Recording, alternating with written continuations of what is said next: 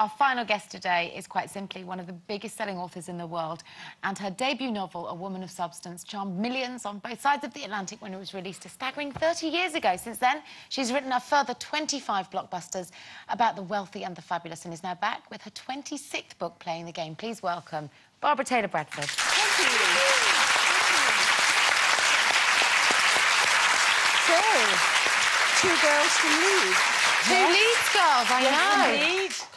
Yes, indeed. Are you from a similar part of town? I come from up at Armley. Where do you come from? Oh, well, my dad was a baker and he had a shop in Armley. Oh, he did? What was it called?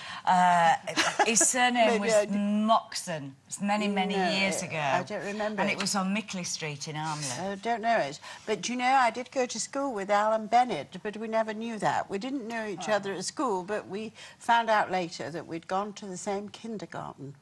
Cool. Really? Me. Interesting, isn't it? Must have been Some something great in the water. people from there. No, you never cease to amaze us. You write books like A Woman Possessed, because your productivity is just second to none. How long has this one been in the making? Well, they take about a year to write, but I've thought about the book for a long time. And the funny thing is, I always get an idea for a new book when I'm writing one. So when I go back to Manhattan, where I now live, I will start a new book. But how does that work? You must be so engrossed, because you work very hard, don't you? You still work 5 days a week, 8 hours a day. 6 sometimes. Really? Yes. And you must be so engrossed in a particular book, because your books, they're quite complicated, and they're not small, are they? Not like 100 pages. No, there's one there. It's about I know. 400. Yeah. What is it? About 400 pages. How do you get the idea for another book while you're writing a book? I don't know. And people ask me, where do you get the ideas? And I really can't tell you. But one day I will have an idea of a person. You know, it's in my head. With that one, playing the game. Who is this woman in my head?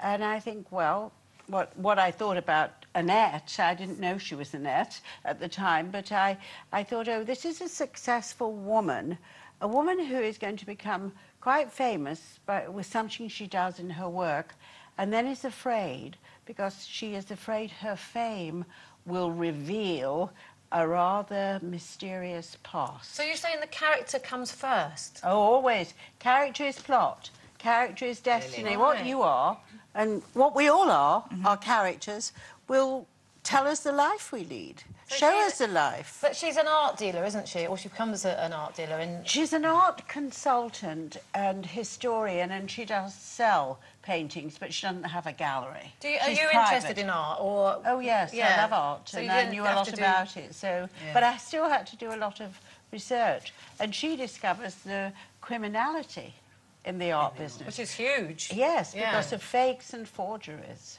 What's marvellous in your books, though, and specifically when I first read Woman of Substance, is the wonderful descriptions. You take us into not just the whole side of being a girl or a woman and going from being a servant to a woman of substance, all the descriptions of beautiful furniture, of wealth, but it's not about the money, the crass...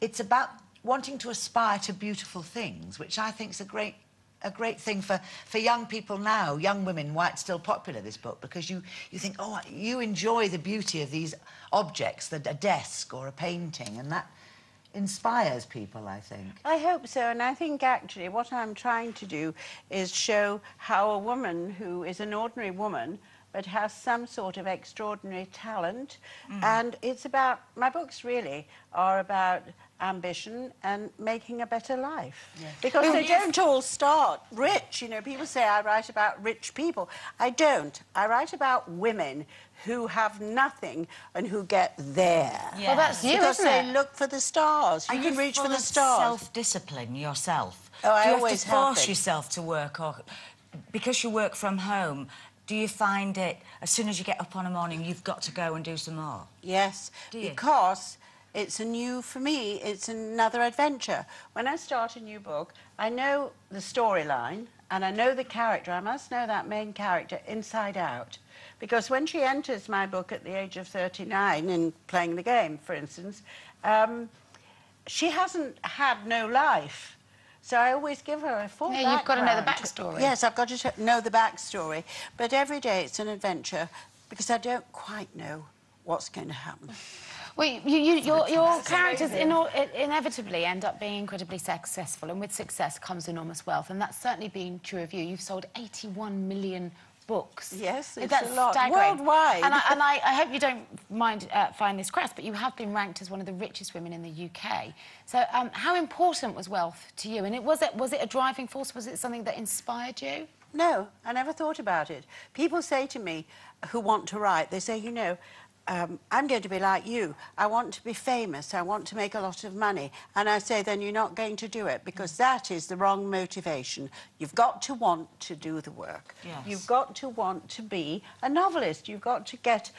I once said, for instance, to an editor, if I don't get all this stuff out of my head, they'll take me away in a straitjacket, because I get these ideas and thoughts about the world, and I'm showing you the world, in a way, from a new angle of vision, from my point of view, through the characters. So would you still... So money doesn't matter. It's a side issue for me. It's a side product. Do you find that people are more, you know, slightly more fascinated in what you're worth rather than what you've actually achieved? Yes. Has anyone ever asked you how much you're worth? Well, people make all sorts of guesses, but I don't talk about two things: my sex life and money. Those things are private. But you and Bob have been married for 47 years, is that right? 46, but it will soon 46. be 47. I was about 10 years old when I married. Oh, there we are. There he is, that's Yes, your Bob. that's when I got the You live OBE. together, you work together. Yes, you got the OBE as well, didn't you? Yeah, last year. congratulations. Yes. No, 2007. You've said in the past that you absolutely treat him as the boss of your household. You've said women should know when to keep their mouths shut and edit what they say to men. That's right. Which, when you write such strong female leads, it kind of jars. I was very surprised by that. It's quite an old-fashioned view. Ah, but I'm writing fiction. So you're quite submissive at home. Pardon? Are you quite submissive at home? Not at all. No, you are a strong woman, that I'm a aren't strong you? woman.